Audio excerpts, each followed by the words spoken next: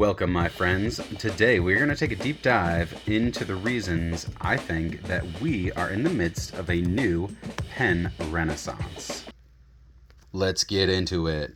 So, when you look back in history, you find that we had a pen renaissance, you could say, in the early 1900s. This happened for a couple different reasons, right? You had some innovative reasons, the invention of the lever fill, things like that made fountain pens more accessible to the public. Then you had open commerce, right? You had railroads. Between all these different openings, you find an American pen renaissance where there were, over 100 different pen makers in America that were making small, unique pens. This is an example. This is Eggins and Hambler. They were around in the 20s. They worked for Waterman for 10 years apiece and then left and made their own company, all right? Here's Wall. This was their 10-point bottle because there was another small company called 10-point in New York, and this was the 10-point pen. They were bought out. But this was like a wild time of, over 100 different small American pen makers. What happened?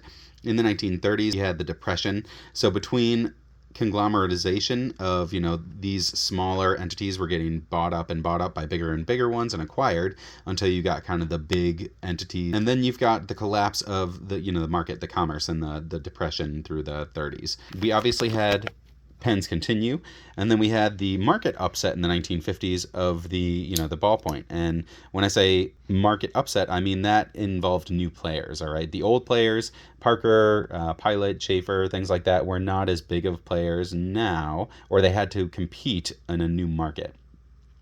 So this led to a shift in general of the market where we see kind of different large-scale makers entering the scene. Now we enter the millennium, about 2000 or so. People were saying pens might be obsolete. There was articles in the magazines about how you would use a stylus to digitize all of your writing. You wouldn't need an actual pen, right? So there was that thought.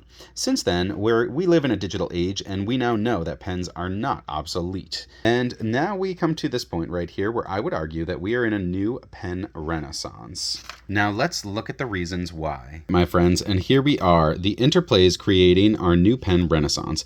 Like we said, we've got luxury items, which means we've got money for artisan creativity and passion. We've got easy access to the market for makers and consumers with the internet, Etsy, Instagram, Reddit. Pen shows are a big thing. I'm going to my first pen shows this year so I can learn more about small makers. The other thing we have is a reestablished need for the product, right? Pens are never going away.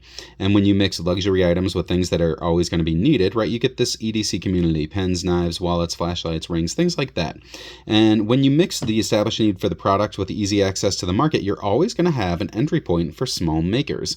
Now, all three of these things combined, in my opinion, have led us to that new pen renaissance. To establish this point, I spent about 40 minutes just writing down as many small fountain pen makers as I could.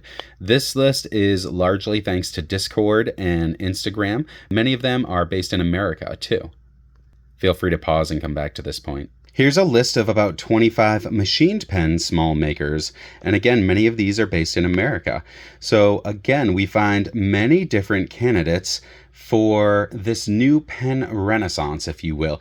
You're not limited to, a handful of companies anymore. You've got more companies than you know what to do with, and they're all cool and they're all unique, and they all bring something to the table. Now let's go back to this chart, right?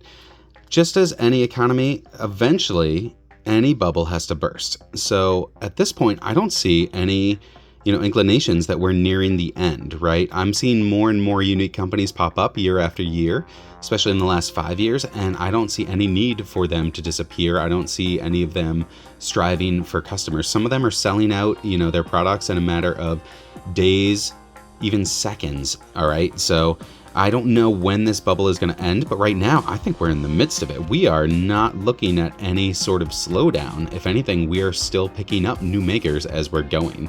So again, we are in this new pen renaissance. When is it going to end? I don't know.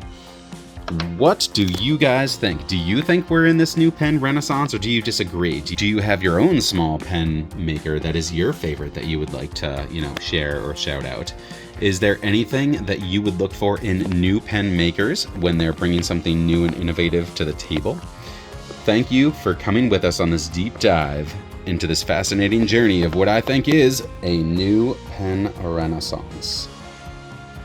Thanks for joining, guys. If you're just joining us for the first time, please like and subscribe, and we will have new cool content for you soon.